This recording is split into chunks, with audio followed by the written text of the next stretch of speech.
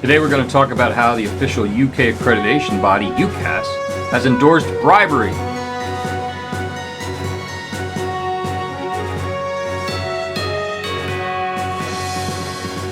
Hey, it's me, Christopher Paris. I'm talking to you today. Yes, I have an eye injury. Try not to be distracted by it. Yeah, I'm going to be talking today about how UKAS has apparently, if not officially, endorsed bribery in the ISO certification scheme. Okay, I'm not making this up. They put it in writing. So you're going to see that. Let's jump right to it. So maybe we should start by defining what bribery is. According to Cornell University, which is a law university, law school, bribery is offering, giving, soliciting, or receiving any item of value as a means of influencing the actions of an individual holding a public or legal duty. UKAS, of course, does that as both a public and a legal duty. They are officially recognized as the sole accreditation body of the United Kingdom under UK law, and they're obligated under UK law to carry out their duties in accordance with ISO 17011 and a bunch of other stuff.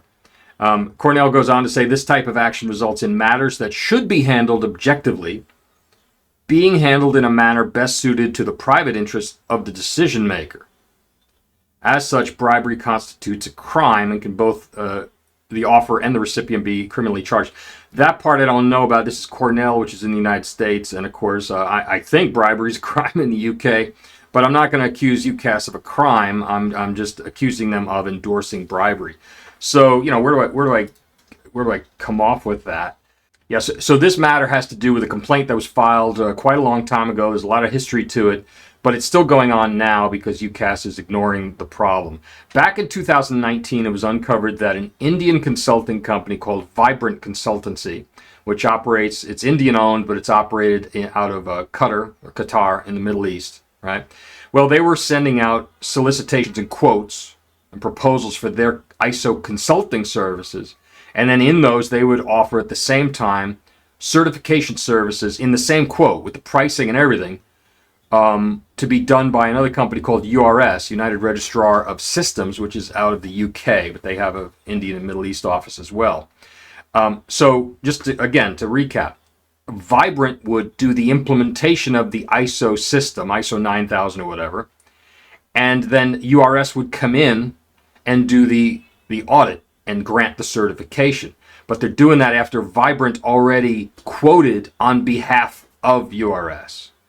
So the client didn't really have a choice. If you hired Vibrant, you had to use URS. I guess you could say no, but the pricing was in there. So Vibrant was doing the sales and promoting and quoting for URS, which they're not supposed to do.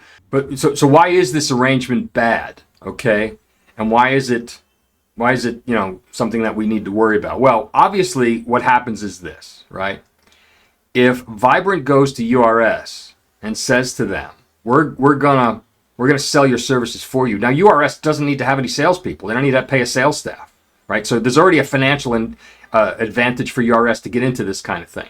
But now URS has sacrificed its objectivity and impartiality entirely, right? They can't really go in to Vibrant's client and fail them. Doesn't matter how bad a job Vibrant does. It doesn't matter if the client has a disaster of a management system. URS has got this financial arrangement now, where it's like, okay, you did our sales for us. I guess now we can't make you look bad in front of the client by telling you did a good job. So we're just going to give you a free pass. And then everybody passes their audit. That's a conflict of interest. Now, let's see what ISO 17021 says about this. Remember, URS is accredited by UKAS, saying that they comply. URS complies and is obligated to comply with ISO 17021. And here's what that says. It says, the certification body, meaning URS, their activities shall not be marketed or offered as linked with the activities of an organization that provides management system consultancy. So it's overtly clear. They're not allowed to do it, okay? Vibrant is not allowed to market itself as linked with URS, and URS is not allowed to market itself as linked with Vibrant. Can't do it, okay? And in this case, they had documented proof that that was going on, right? And then it says, the certification body, again, URS, shall take action to correct inappropriate links or statements by any consulting organization. So even if, for example, URS, if we're led to believe that they had no idea this was going on, right? They didn't know that Vibrant was selling their stuff, which defies belief, right?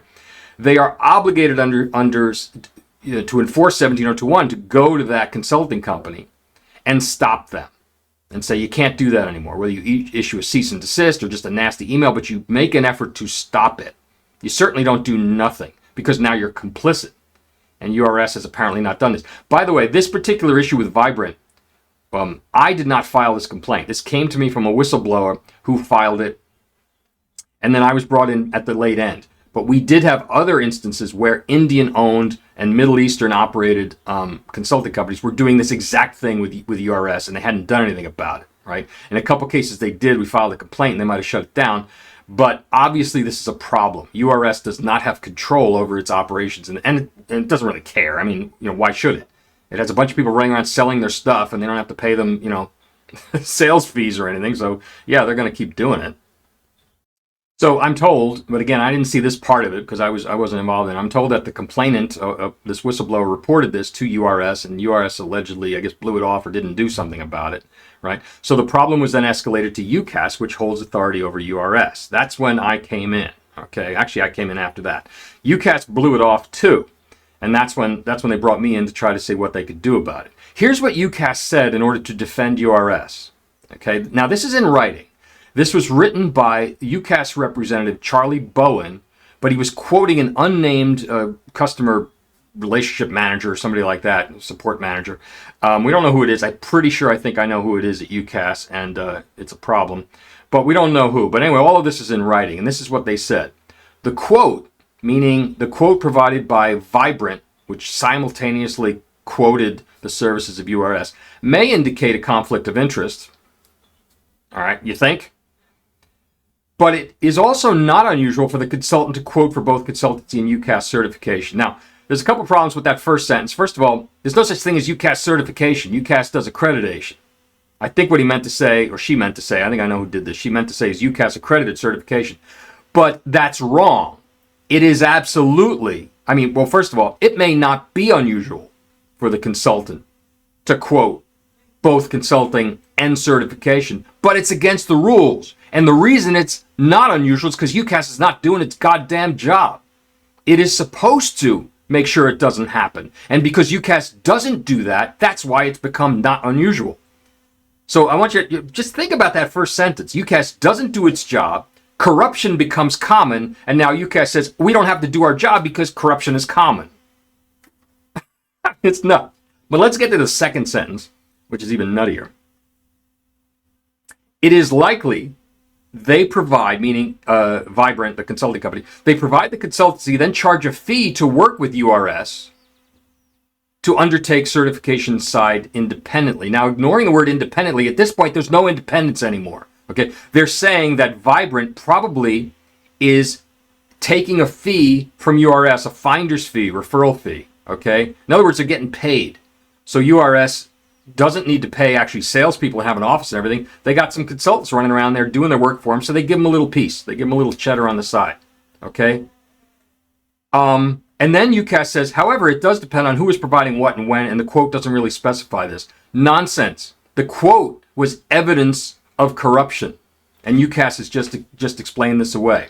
So I want to be clear with this first part. What UKAS just did is said, this is common, and they're okay with it. They said if there's money changing hands between the consultancy and URS, they're cool with it. And they shouldn't be cool with it because 17021 said not to. Now let's go to the second paragraph of UKAS's official response. There's no indication that URS is involved at this time or that they've done anything wrong. Well, their name was on the quote. But okay, so what UKAS is saying here is that that Vibrant Consulting did this on their own and didn't tell URS, which defies belief. Okay, but whatever. So then UKAS says, so we would need some sort of evidence that Vibrant, as the consultancy, has direct links with and is working on behalf of URS. You had the quote, you idiots. You had the quote. It said right there they were selling URS on behalf of them. And so what UKAS is saying is, well, maybe URS didn't know. Doesn't matter. Doesn't matter. Okay, so if we go back to 17021, what it said was the certification body, meaning URS, is obligated to stop that practice, whether they knew about it or not, and they didn't stop it. UKAS has given them a free pass here, And they say the quote is not sufficient for this, so if you've had anything else indicating a conflict of interest, please provide us this. No, it is UKAS's job to investigate the complaint, not hand it back to the person filing the report and say, hey, you got to go dig in and go hire an investigator and all this stuff. That's UKAS's job. That's literally their job. But get this part, this last part. We would need more detail to show there's a definite link, such as contractual or via personnel between URS and Vibrant. So what they're saying there is this. Okay, we need a contract. Show us a documented contract that says URS is paying a fee to Vibrant or some other consulting companies in exchange. What they just said is this. Yeah, so URS and Vibrant probably have some financial agreement, okay, and that's okay, but we can't do anything about it. Let's go here. So long as there's no contract. So I want to ask UKAS. So tell me, pulling close. Pulling close. You can tell me. UKAS, come on. What you just said is this, okay? The companies can engage in this kind of conflict of interest, provided there's no contract, meaning they do it under the table. Because if there's a contract, now there's evidence that would require you to do your job. So you've just told the world, go ahead and do this sort of thing, but make sure you don't have any evidence, because if there's evidence, then we got to stop it. But if you don't do any evidence, if it's entirely under the table without a formal contract, then go ahead and do it. And guess what that is?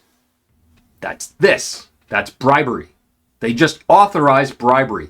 If you are offering, giving, soliciting, receiving any item of value, meaning the services I'm going to go out there, I'm going to sell for you, URS, right? And now there's a financial exchange. Plus it's being done hidden.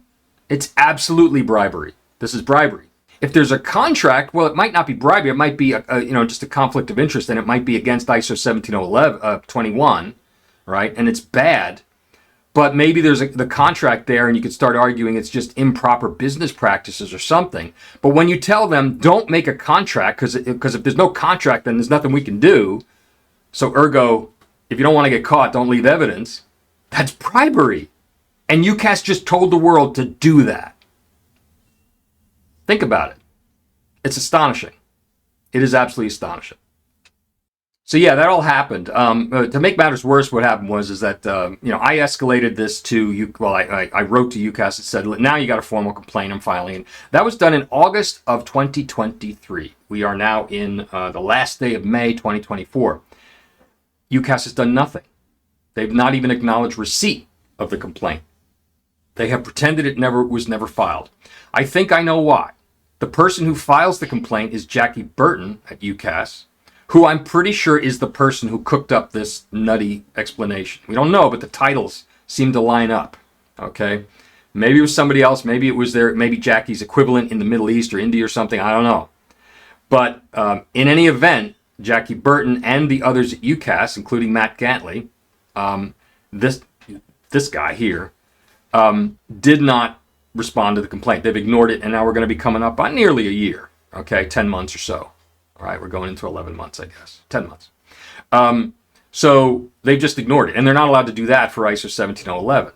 Now, all this comes about because of this guy, Matt Gantley. When he took over UKAS, UKAS was already problematic because it's protected by the UK government. But when he took over, all the guardrails are off. Bribery, corruption, human trafficking, everything is allowed now under UKAS. There's no rules. Okay, and when I say that, I mean it. They have accredited certificates issued in China, which uses forced labor from the Chinese Muslim community in these plants.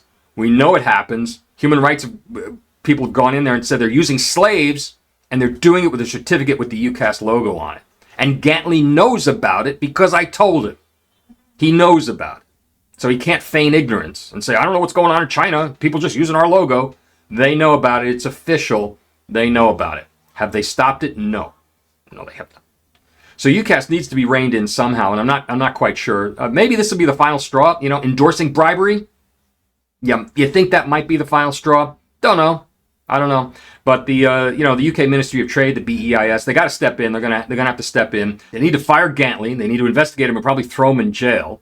All right, because what he's doing cannot be legal under UK law. In any event, and then they need to take control of UKAS and bring it back to heel, because it needs to comply with ISO 17011, and we cannot rely on the IAF to do that. They're not going to hold. EA, which is the IAF regional body, has been kept abreast of this entire thing, and they've done nothing. And even when we file complaints against UKAS with EA, they do nothing, because what are they going to do? They're going to tell the UK government, oh, you can't have an accreditation body anymore. So they're powerless. It has to come from the UK government. So there you go. That's fun. Another fun day at the Oxford YouTube channel. If you like this, make sure you subscribe, hit like, do all that stuff. Yeah, thanks a lot.